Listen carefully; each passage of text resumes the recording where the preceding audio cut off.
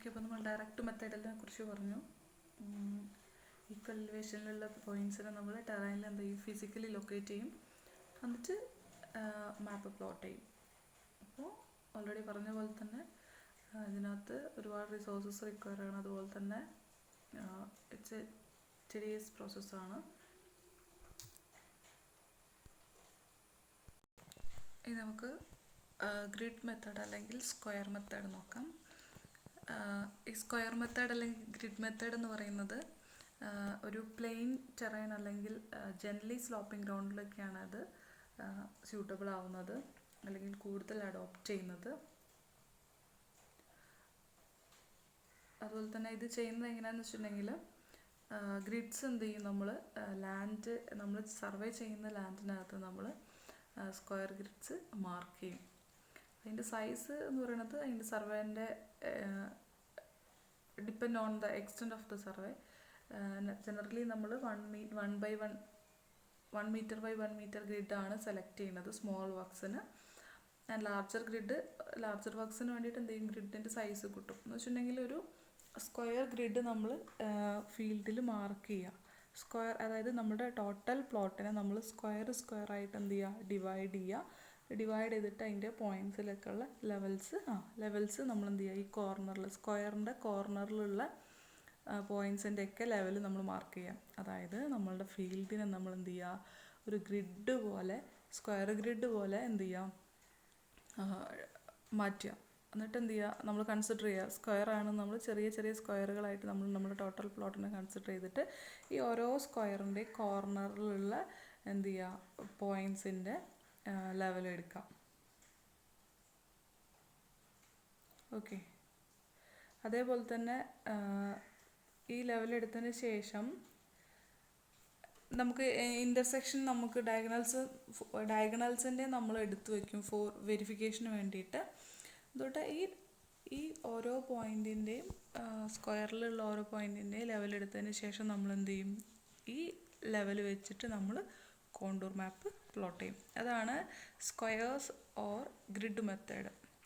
നമ്മൾ സർവേ ചെയ്യുന്ന ഏരിയനെ നമ്മൾ ആദ്യം ചെറിയ സ്ക്വയേഴ്സായിട്ട് ഡിവൈഡ് ചെയ്യും.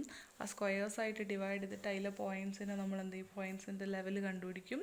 എന്നിട്ട് നമ്മൾ ഒരു കോണ്ടൂർ മാപ്പ് വരയ്ക്കും. അതായത് ഒരു ഗ്രാഫ് പോലെ ആയിരിക്കും അപ്പോൾ മൊത്തത്തിൽ നമുക്ക് മാപ്പ് നമ്മൾ വരയ്ക്കുന്ന സമയത്ത് നമുക്ക് കിട്ടാം.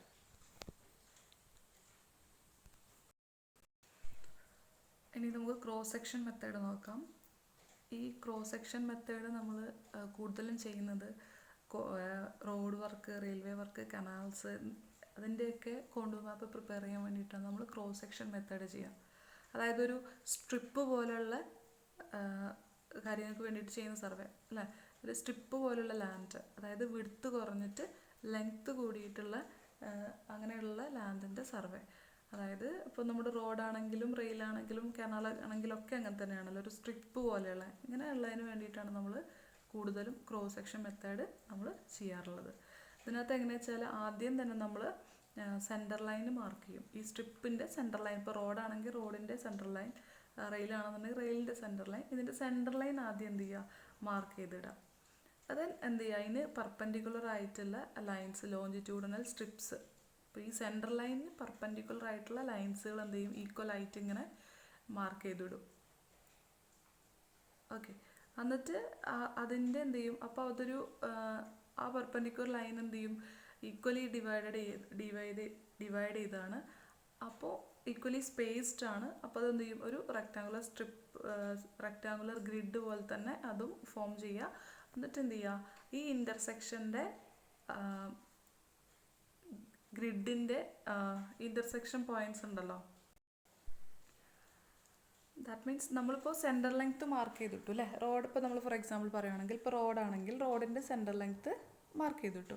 എന്നിട്ട് അതിന് ശേഷം നമ്മൾ എന്താ ചെയ്യുന്നത് വെച്ചാൽ അതിന് പെർപെൻഡിക്കുലർ ആയിട്ട് ഈക്വലി എന്ത് ചെയ്യണം, ഈക്വലി സ്പേസ്ഡ് ആയിട്ടുള്ള ഒരു പെർപെൻഡിക്കുലർ ലൈൻസ് ഇങ്ങനെ അതും നമ്മൾ മാർക്ക് ചെയ്തിട്ട് അതിൻ്റെ ഇൻ്റർസെക്ഷൻ ഉണ്ടല്ലോ, ഈ സെൻറ്റർ ലെങ്ത്തിനെ ഈ നമ്മുടെ പെർപെൻഡിക്കുലർ ലൈൻ ഇങ്ങനെ ഇൻ്റർസെക്റ്റ് ചെയ്യുന്ന ആ പോയിൻറ്റ്സിൻ്റെ ഒക്കെ എന്ത് ചെയ്യുക, അവിടുത്തെയൊക്കെ ലെവൽ കണ്ടുപിടിക്കുക. ആ പോയിൻറ്റിൻ്റെയൊക്കെ ലെവൽ കണ്ടുപിടിച്ചിട്ട് എന്നിട്ട് നമ്മൾ എന്ത് ചെയ്യുക, കോണ്ടൂർ മാപ്പ് പ്ലോട്ട് ചെയ്യുക.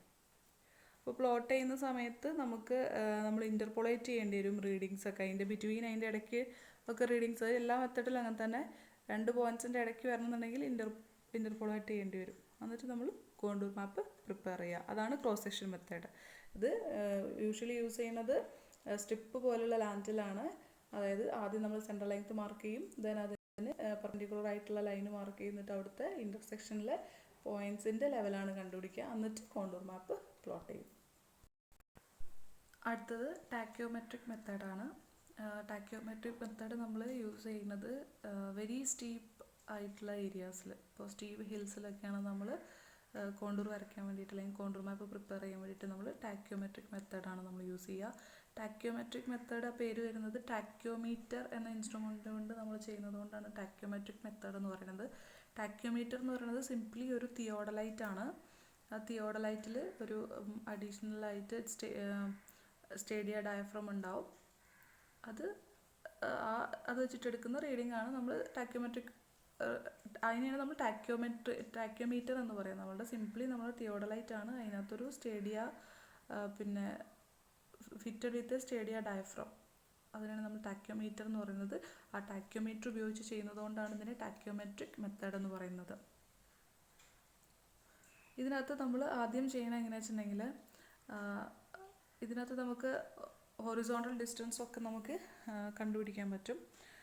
ആദ്യം നമ്മൾ ഈ ഹില്ലിനെ അല്ലെങ്കിൽ സ്റ്റീപ്പായിട്ടുള്ള നമ്മുടെ ഏരിയനെ, നമ്മൾ സ്റ്റീപ്പ് ഹില്ലാണെന്ന് വിചാരിക്കുക, നമ്മൾ എന്ത് ചെയ്യണം, നമ്മൾ 3ആയിട്ട് നമുക്ക് ഡിവൈഡ് ചെയ്യാം. എങ്ങനെയാണെന്ന് വെച്ചിട്ടുണ്ടെങ്കിൽ base level, mid level, top level എന്ന് പറഞ്ഞിട്ട് നമ്മൾ ആദ്യം നമ്മുടെ ഹില്ലിനെ നമ്മൾ 3ആയിട്ട് ഡിവൈഡ് ചെയ്യണം. ഡിവൈഡ് ചെയ്തതിന് ശേഷം നമ്മൾ ടാക്യോമീറ്റർ ഉപയോഗിച്ചിട്ട് നമ്മൾ ഈക്വൽ ആംഗുലാർ ഇൻ്റർവെല്ലിൽ നമ്മൾ റീഡിങ്സ് നോക്കുകയാണ്. റീഡിങ്സ് നമ്മൾ എടുക്കും. ഡിവൈഡ് ചെയ്തതിന് ശേഷം നമ്മൾ ടാക്യോമീറ്റർ ഉപയോഗിച്ചിട്ട് നമ്മൾ എന്ത് ചെയ്യും, ഈക്വൽ ആംഗുലാർ ഇൻ്റർവെല്ലിൽ നമ്മൾ റീഡിങ്സ് നോട്ട് ചെയ്യും. ഈ റീഡിങ്സ് നമ്മൾ എടുത്തിട്ട് എന്ത് ചെയ്യും, പ്ലോട്ട് ചെയ്തിട്ട് നമ്മൾ ഇൻ്റർപോളേഷനൊക്കെ നടത്തിയിട്ട് നമ്മൾ എന്ത് ചെയ്യും, കോണ്ടൂർ മാപ്പ് പ്രിപ്പയർ ചെയ്യും. അതാണ് ടാക്യോമെട്രിക് മെത്തേഡ്. ഓക്കെ, സ്റ്റീപ്പായിട്ടുള്ള ഏരിയയിലാണ് നമ്മൾ യൂസ് ചെയ്യുക. അപ്പോൾ സ്റ്റീപ്പ് ഹില്ലിലൊക്കെയാണ് മെയിനായിട്ട് യൂസ് ചെയ്യുക. അവിടെ നമ്മൾ എന്ത് ചെയ്യും, 3ആയിട്ട് ആദ്യമേ നമ്മളുടെ ഏരിയനെ നമ്മൾ 3ആയിട്ട് ഡിവൈഡ് ചെയ്യും. ബേസ്, മിഡ്, ടോപ്പ് എന്ന് പറഞ്ഞിട്ട് നമ്മൾ 3ആയിട്ട് ഡിവൈഡ് ചെയ്യും.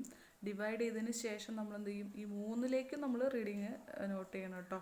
ഈക്വൽ ആംഗുലാർ ഇൻ്റർവെൽസിൽ നമ്മൾ എന്ത് ചെയ്യും, 3 ലെവൽസിലേക്കും റീഡിങ്സ് എടുക്കും. റീഡിങ്സ് എടുത്തിട്ട് ആ റീഡിങ്ങുകൾ നമ്മൾ ഉപയോഗിച്ചിട്ട് എന്ത് ചെയ്യും, കോണ്ടൂർ മാപ്പ് പ്രിപ്പയർ ചെയ്യും. കോണ്ടൂർ മാപ്പ് പ്രിപ്പയർ ചെയ്യുമ്പോൾ നമുക്ക് ഇൻ്റർപോളേഷനൊക്കെ നടത്തേണ്ടി വരും ബിറ്റ്വീൻ. അതിൻ്റെ ഇടയ്ക്കുള്ള പോയിൻറ്റ്സിനെ കണ്ടുപിടിക്കണമെങ്കിൽ നമുക്ക് ഇൻ്റർപോളേഷനൊക്കെ നടത്തിയിട്ട് നമ്മൾ എന്ത് ചെയ്യണം, കോണ്ടൂർ മാപ്പ് പ്രിപ്പയർ ചെയ്യണം. ഇതാണ് നമ്മുടെ 3ാമത്തെ മെത്തേഡ്.